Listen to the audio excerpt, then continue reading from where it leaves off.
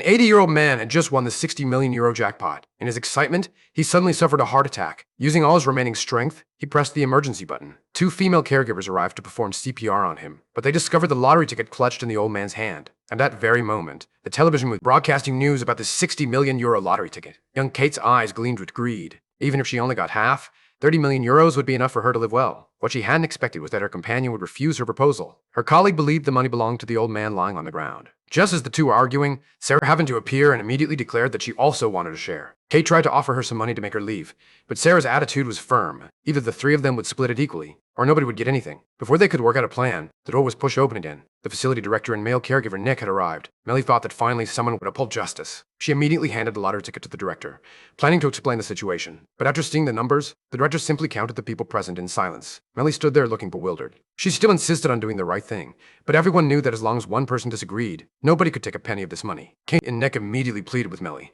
arguing that they had been caring for the old man during his final years, while his children had never visited once. They were the most qualified to inherit this money. Melly's defenses were finally broken down. The group happily went to the prize collection center, where each of them received 12 million euros. Melly finally lived a wealthy life, even reclaiming her youthful dreams and beginning a carefree journey around the world. However, a year later, a letter suddenly arrived at her home. The director who had participated in splitting the money had died in an accident, and the perpetrator was named Henry, the same name as the old man who had won the lottery and died. Sarah immediately felt something sinister about this money, believing that everyone who had split the lottery ticket was cursed. Melly tried to comfort her, but unexpectedly, Sarah suddenly pulled off her hair, revealing that she had already been diagnosed with terminal cancer. The scene fell into dead silence. Sarah proposed donating all the money, but the first person to object was actually Melly. Melly told her that life was inherently full of unknowns, but with money, there were better treatment options. This prize money wasn't a disaster, but God's blessing. After hearing Melly's words, Sarah rekindled hope, firmly believing that with money she could fight off the disease. 3 days later, everyone received news that Sarah had died of cancer. Even more mysteriously, in front of the hospital Sarah had gone to,